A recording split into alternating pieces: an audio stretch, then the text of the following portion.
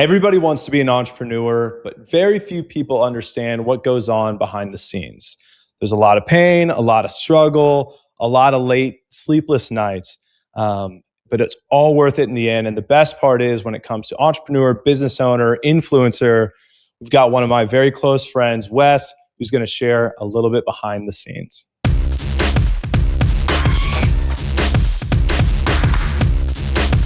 Welcome into The Wealthy Life. Glad to have you on the show once more. I'm Ben George with Harrison Quinn. As always, we got a great guest today. We brought on a guest here recently. We're adding another one to the lineup, and we're excited to welcome in Wes Hamilton. He is the founder of Hamilton Consulting Company, also a national nonprofit, disabled but not really. He's appeared on some pretty good shows already, right? He's been on Netflix's Queer Eye. He's been on CNN, Forbes, Fortune, but now we can add The Wealthy Life to his resume. Wes, welcome in. What's up? What's up? Thank you for having me. Glad to have you. Yeah, we're super excited, man. Well, hey, Kansas City based in real time. I know this podcast is virtual, but we get you in the office, Absolutely. Get you in our studio. We're pumped to have you, man. Hey, man, I'm excited. I'm excited, man. Well, so today the hope is you've got a lot of new things coming. You've been a lot of really cool creative places. And just unveiling and sharing a little bit behind the scenes of what it takes to be as cool as you look to everybody else, but I feel like it's a nice topic because you've been sharing a little bit more transparently on your social media to where it's not that it's not worth it, but it's not always what everyone thinks it is to be. And what are some of those kind of recent changes that you've been finding that have really been defining what you're currently doing, and then what's that's shaping up for the future? Yeah, no, absolutely. I would say lately the conversation for me has definitely been rooted around having the opportunity that sets you up for success and can ultimately give you the things that you want in life. But then, was that the purpose? Was that your purpose? And I'm conflicted by that because I've been pretty successful and my opportunities have definitely came and made life simple. But they haven't truly been like what I asked for. Like when I started this, I had this purpose to do something bigger and create, as most entrepreneurs would say, a solution to a problem. Yeah. And I've done that. But with that, it came with opportunities. Mm-hmm. And those opportunities per se really just didn't keep me on the same path. Mm. So I've been just like, how do you stop yourself from continually going after something when you truly know that something isn't what sets your soul on fire? And are you willing to take the losses that will come with that? Because now you have to double back, and the best way to put it is like you got to start over. Yeah. And to pause you there, and for those people who don't fully know, your story and what starting over would look like, where did you start? And then how has that vision and that path and those opportunities and those waves that you had, ridden, and if you've ever surfed, the waves go up, right? And then they come crashing down. And so, from where you've started to now, and then having either that volume 2.0, that 3.0, where was that starting point and how did that transcend to where you're at? I think I started with knowing that the things that were readily available for me didn't truly give my life value. Mm. And what I mean by that, to give context, about 14 years ago, I was shot multiple times and paralyzed from the waist down. And at that time, the resources for me, especially with social media not being what it is today, was I didn't have any. I didn't have anything that really empowered me to live a life with limitations. Mm. So somehow a light switched and I took control of the things that I could. And from that, I ended up creating an organization that was rooted in the things that really served me. And that happened to be fitness, nutrition, and a lot of investment within my mindset. Mm-hmm. Kind of a wealthy life. Absolutely. In the best way. Like that. In the best way. And I heard a awesome phrase is, entrepreneurs and survivors don't take lemon to lemonade. They take lemons and make a lemonade stand. Absolutely. And really that's what you did. You took what life gave you and, dealt with it. But then also not just said, hey, like, I'm not going to let this shape me completely and take me down this bad path. Like, I'm not going to transform myself, but then create an opportunity to help other people transform, Absolutely. in whatever walk of life that they're in.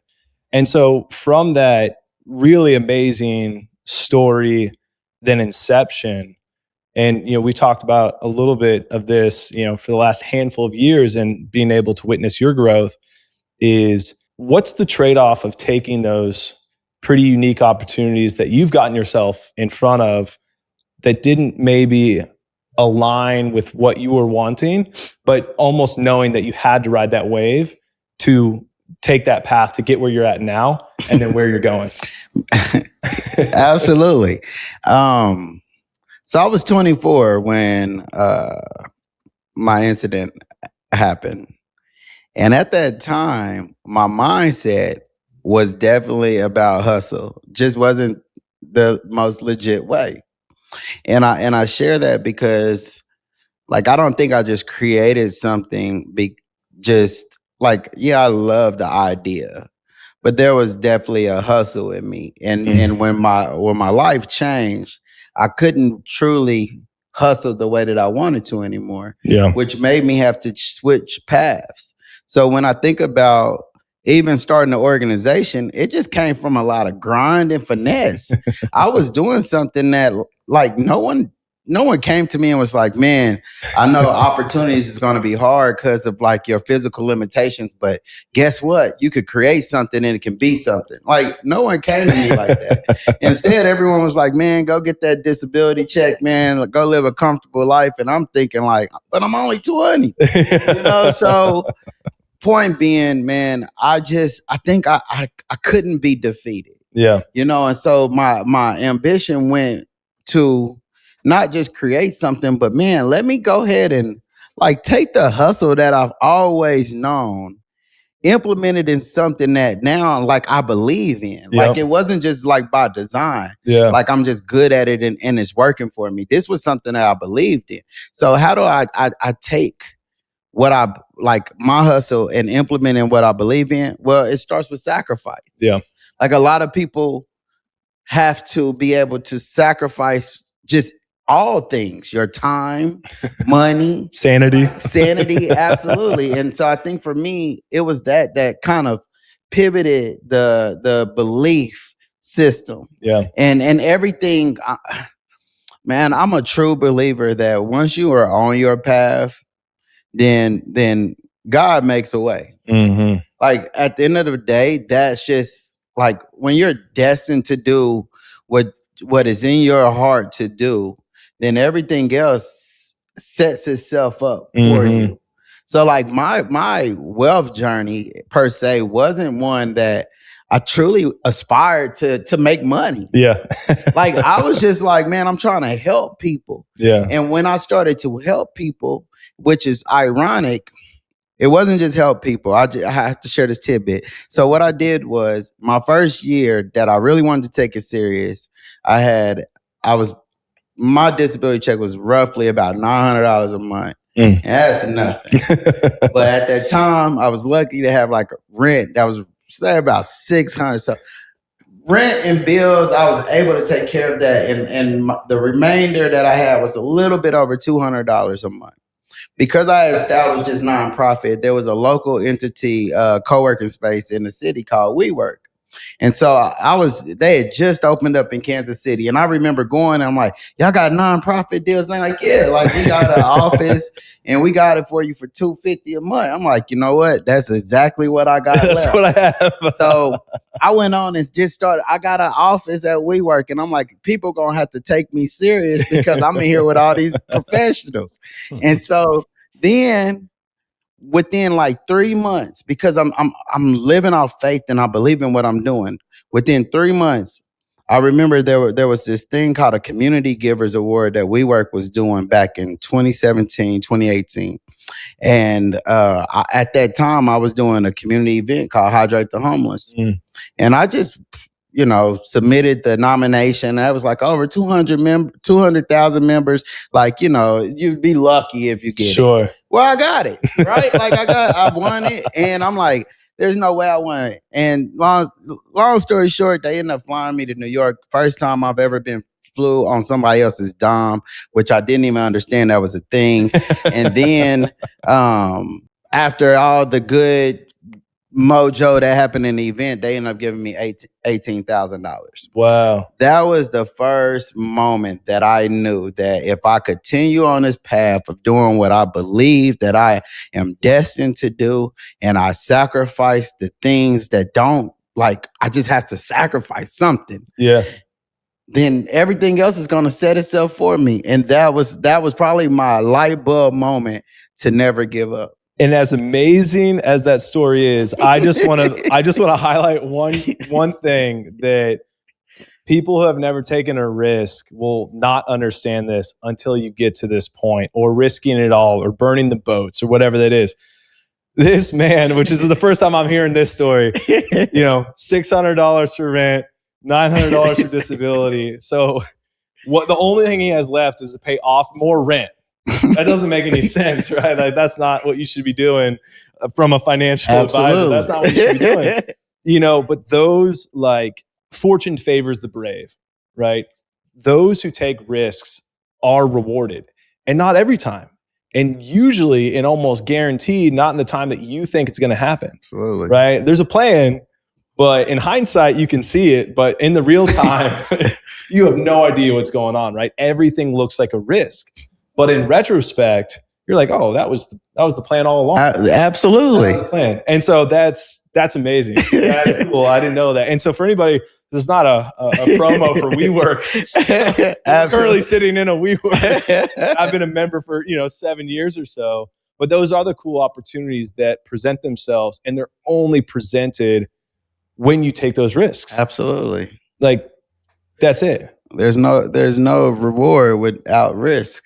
And I'm from that moment, I've not only taken more risk, I've manifested the things that I truly want in life, and I apply the work for them. I have my own formula that I believe in, that's mixed with manifestation, hard work, and a lot of positive self-talk.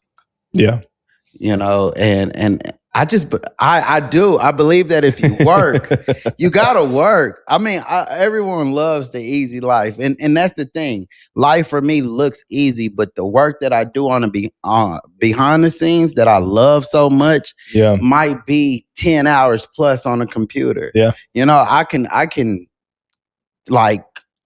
I can section off my times to show social media that my life just looks amazing. I'm just out just having a good time. Yeah. But every moment that I'm not present visually for someone, I am actively on the back end working toward my dreams. I'm learning every system. I'm staying intact with just the newest technology. Yeah. I'm tapped into it all because, like, if you want, like, you want a good life, you got to know what's happening around you. Yeah. And that's what it takes, right? And the harder you work, the luckier you get. I believe that every single day of the work. And individuals like yourselves and your organization and your business are proof of that. And one of my favorite things too is, like, it doesn't have to be some new app, some, really, tricky piece of tech or some financial wherever. Like, it just takes grit. Like, it just takes grit and resilience, and then, the faith and belief that you can do it. And it really, and wanting to shift gears a little bit, but through those cool types of success and that inception, one of my favorite quotes is fail big. And, when looking back in the last handful of years for yourself, what are a couple of those big failures that you were like, I needed that to get to the level, right? I needed to then level up from this.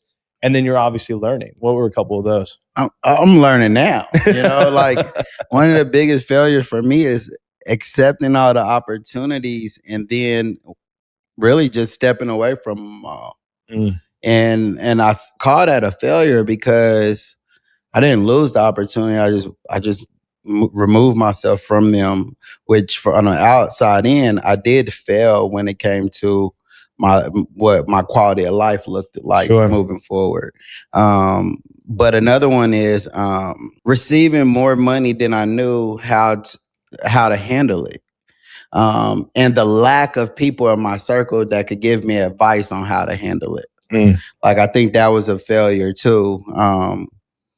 Missing those important relationships because I didn't think they aligned with me maybe early on. Yeah. And then,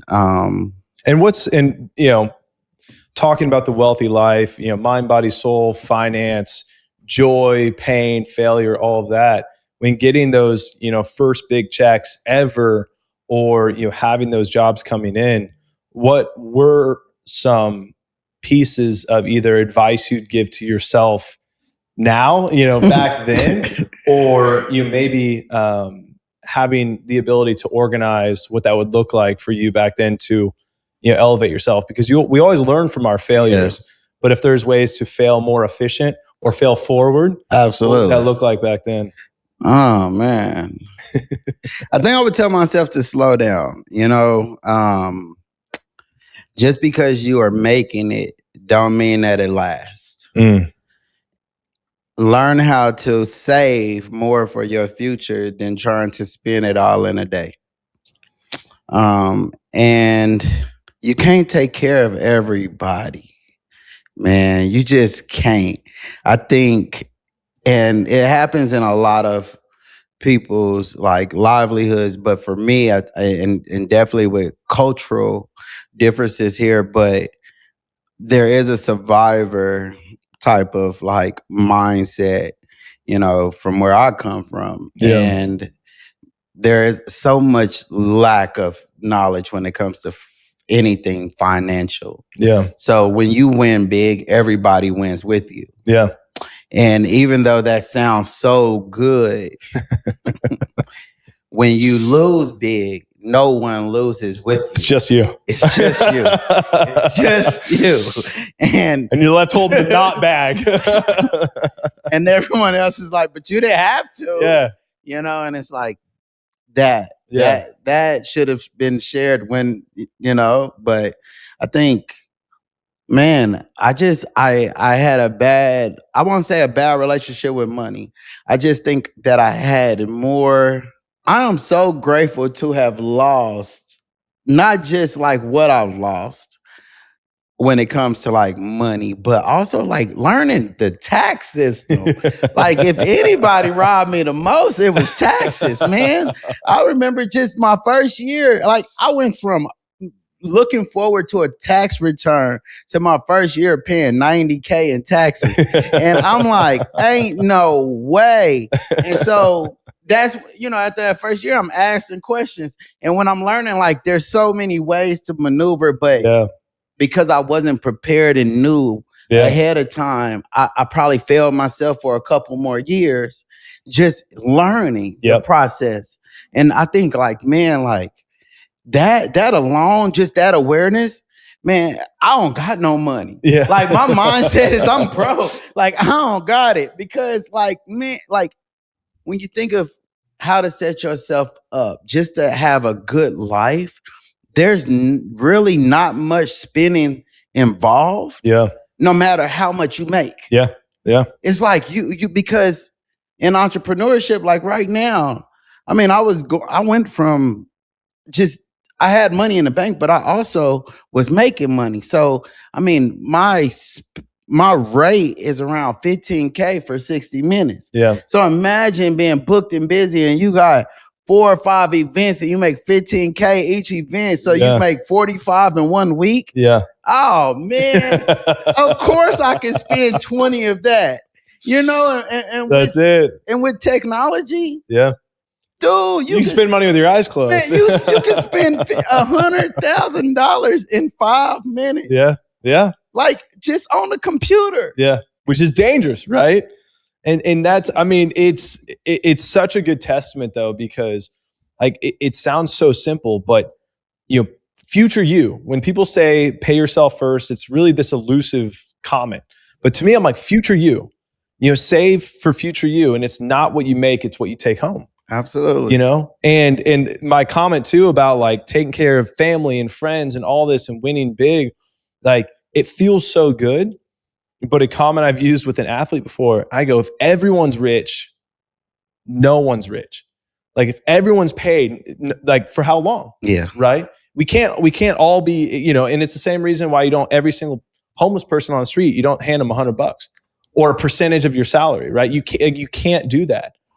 And the exercise I give people, I go, put your name on a piece of paper, write the 5 names closest to you, and then draw a circle around those people and go, these are your grocery store friends and family. I consider that as my grocery store friends and family. If they pick up the phone and go, I need groceries, and you're like, done, right? And maybe if more people than that would call, maybe I'd give it to them, maybe you call. But seriously, but you've got to draw the line somewhere, because if everyone's rich, no one's rich. Absolutely. You know, and you can't keep spreading that out. And like, it's the same thing with like a sinking boat, right? You keep bringing people in and it's sinking. Like that's not going to help anybody, right? You got to think logically, slow down, get some rafts out there, you know, the little, the buoys, things like that. Start shelling out the water with the buckets. You know, but it's super easy, especially when you start to win, and especially when you win for the first time, you know, to get consumed by generosity. Absolutely. Right? And I always, the way that I look at it now, man, is you can be generous, you can be nice, and you can really set people up. Should be generous. Absolutely. Like, I think that's why things have came my way, is because I do for others. And there's nothing wrong with that. But I think like the intention behind not just giving, right? And so I got to a point probably in my last 2 years, and this is crazy, but I did. I got to a point where I am going to give something to you because that's in my heart. Yeah. But I'd rather give you something that will help you make something. Yeah. So instead of me giving you the win, I'm going to give you what helped me win. And because I'm a huge avid reader, like, man, I love a book. Yeah. I love a book because there's so much that is in a book that like can just set me free. I mean, I'm just in so many ways, right? So I started being proactive and giving people books. Like, now, if you don't want to read this book, that's on you. But if I tell you that this book changed my life, and it helped me become who I am today in front of you. So if you read it, it will change your life. You know how many times I've asked people, hey man, you read that book yet? No chance. No chance. I'm like, and every time they come at me with their problems, I'm like, have you read that book yet? Because it's really that. And when people ask me like, Wes, how did you do it? Yeah. Here's the book. And I'm not, and that's really, I'm just being that real, man. I'm so self-taught that the things that taught me was the knowledge that someone else was willing to put into a book to share with someone, right? Like, and so that for me is, like, so that's what I do. That's how I give to people. I give knowledge and wisdom over materialistic things, and then support. Because if you get on that journey and you feed yourself with what I've provided you, then I'm ultimately going to be right there by your side, because I'm excited about what life is about to give you. Yeah. Right? Like, because there's no way that you're not going to gain. I just gave you a seed, and the moment you opened it up, you started watering it. Yeah. All my support is after. Teach a man to fish, you know, eat for a lifetime. You feed him, he's done once, right? And that's, and you bring up a really good point that I'd like to kind of dig into is how are you making those decisions? Because I completely, love to be philanthropic, have had the opportunity to, do stuff with you and across the world, but making those decisions when like pure charity versus empowerment, and I think that's really important with even friends too. And as you begin to build your platform and you've got this platform, people are asking you for things instead of, finite resources, giving them knowledge and insight and even like 15 minutes of your time to say, this is how I did it. Yep. And there's so many resources online, like podcasts and books and things for free that, to your point, you're like, hey, watch this, listen here, go to Wealthy Life podcast with Absolutely. Wesley Hamilton. You're going to learn a ton of stuff, but there's all these unlimited resources. And I think it's really valuable too, because, lead a horse to water, can't force it to drink. That's where you give people the opportunity to say, here it is. But you, at the end of the day, you've got to make that decision for yourself to drink, to take those resources and read the book, take those on. And then too, becoming maybe a more valuable and honorary receiver too, because all of our resources that we have, especially time, is limited and finite. Man, if people understood how limited time is, I think they would grind a little bit more. I know like that hustle culture and everyone's like, oh, you should give yourself time. Yeah, when? Because at least for me, I almost died. So at the end of the day, you could tell me that I got all the time in the world and in the blink of a second, it was almost gone. Mm-hmm. I am living every day to give my all to anything that I believe that not only do I deserve, but what can I create? I wake up like excited for that. Like I wake up to just do. Yeah.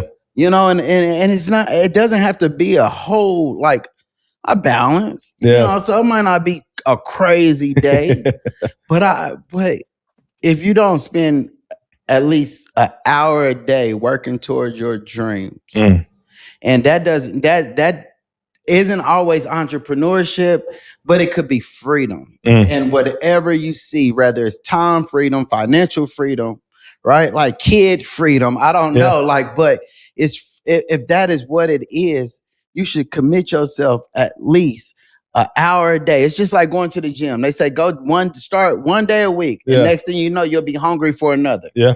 That's it. That's the same thing that happens when you do something that you believe in. You go and say, you know what, I'm gonna try it. And that's it. Like, I don't know if people don't understand the secret sauce to how like your dreams become reality, but it's like you dream it and then you commit to it. And then you apply something, not just faith, but a little bit of effort. Yeah. And then next thing you know, you wake up the next day and everything starts to flow. Well, some really good inspirational stuff, man. You can hear the passion in your voice, Wes, as you talk through this. And it's really cool to hear your story and your perspective on all this. And I know, look, this has been a long conversation. It's been a really good one, very interesting. We're gonna have you back for another part 2 on this conversation and explore some different areas of your journey, as well as that wealthy life and that lifestyle and what it takes to get there. So we appreciate it. Again, we're going to drop some links in the show description for you as well to make sure you can connect with Wes if you want to. It's wesleyhamilton.life, but we'll drop some of these links in there for you as well so you can find him. And if you want to book him to speak, because obviously he's entertaining, a really good story to tell, make sure you check that out as well. But we appreciate you joining us here on Wealthy Life. Subscribe to another show's coming soon with Wes, so stay tuned.